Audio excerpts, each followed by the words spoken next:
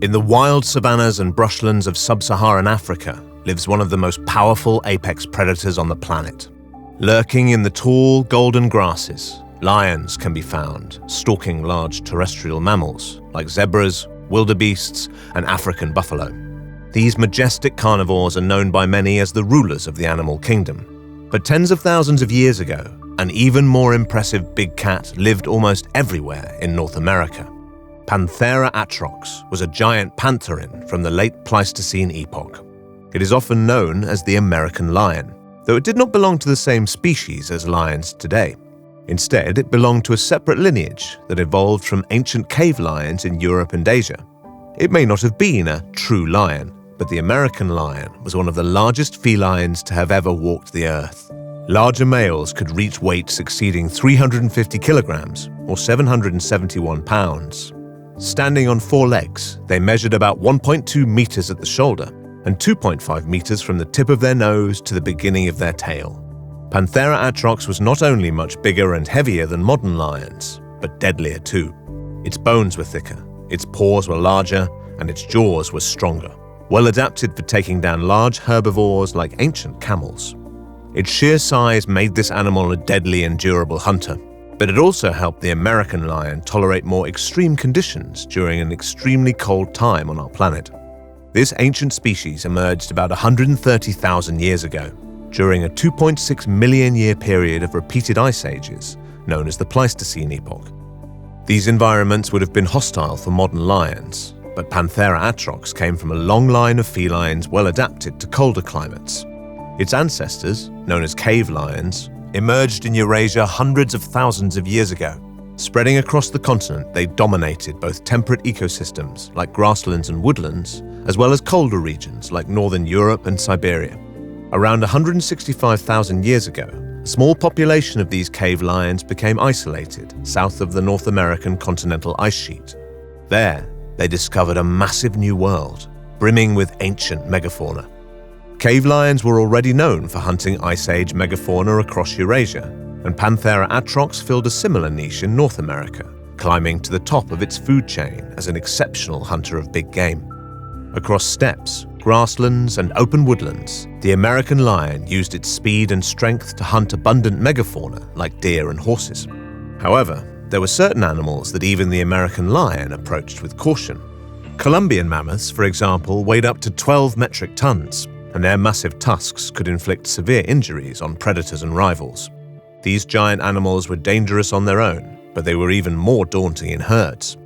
During the Pleistocene, many large mammals found strength in numbers, forming multi-generational family units. These herding behaviors provided protection for animals living in open ecosystems, forcing carnivores like Panthera atrox to find creative ways of claiming their kills. The American lion hunted many types of herd animals, possibly even mammoths on rare occasions, likely targeting young or sick individuals. Today, lions hunt using stalk and ambush tactics. They slowly creep towards their prey, getting as close as 20 to 30 meters before charging with explosive speed. Panthera atrox was likely an ambush predator too. Instead of chasing its prey over long distances, like spotted hyenas or African wild dogs, it patiently stalked its prey, waiting for the right opportunity to attack with great speed. Using its strong limbs, it may have wrestled its target to the ground, mauling with its claws and crushing the neck of the prey between its sharp teeth. There is scientific debate about whether Panthera atrox hunted in groups. Modern lions frequently hunt alongside members of their pride, employing cooperative strategies to scatter herds and take down larger animals. The American lion may have used similar strategies to hunt giant megafauna during the Pleistocene, though we've uncovered little direct evidence of group hunting behaviors. If instead it was a solitary predator, Panthera atrox may have behaved more like a modern-day tiger. Tigers are also ambush predators, relying on stealth, grappling, and sheer size to overpower their prey.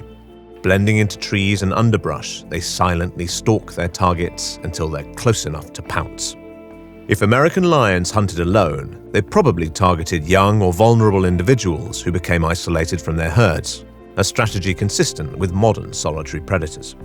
Regardless of how it hunted, Panthera atrox became one of the most successful and prevalent predators of the period. As its population grew, it spread across the continent, from the cold tundras of the Yukon to the temperate grasslands of the United States and Mexico. Like many Pleistocene mammals, it probably moved between ranges during warm and cold periods, migrating in response to changes in the climate. It may have tracked the migratory patterns of its prey, ensuring it always had food nearby when the climate took a turn for the worse. By the peak of its dominance, Panthera atrox was among the biggest predators in North America, but it shared its environment with a host of other formidable competitors. During the Pleistocene, the American lion was not the only big cat on the prowl in North America. Another apex predator at that time was a giant saber-toothed cat called Smilodon fatalis. Compared to Panthera atrox, Smilodon fatalis had a shorter and stockier build, weighing up to 280 kilograms or 617 pounds for bigger males. With a robust body and muscular forelimbs, it was known for grappling with its prey and pinning it to the ground. It then used its blade-like canines to deliver precise and lethal bites to the throat or belly, making short work of many tough prey animals.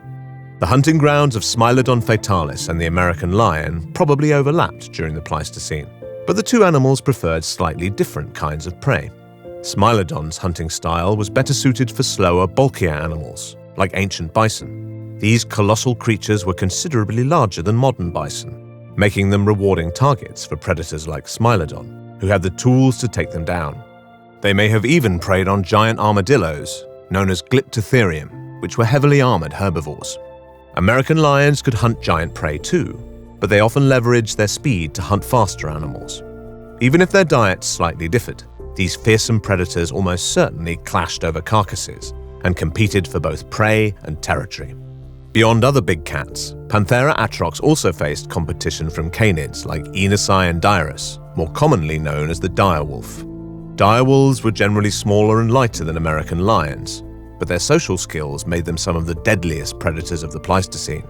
Using coordinated hunting strategies, packs of direwolves took down creatures much larger than themselves, like ancient bison and Paramylodon, a massive ground sloth. While direwolves found strength in numbers, individuals or smaller groups were probably pushed around by larger predators. American lion, for example, would have been large and strong enough to bully a few direwolves away from carcasses, stealing their food or scaring them out of their home territory. While Panthera atrox sometimes threw its weight around, there was one animal from which this ferocious cat kept its distance.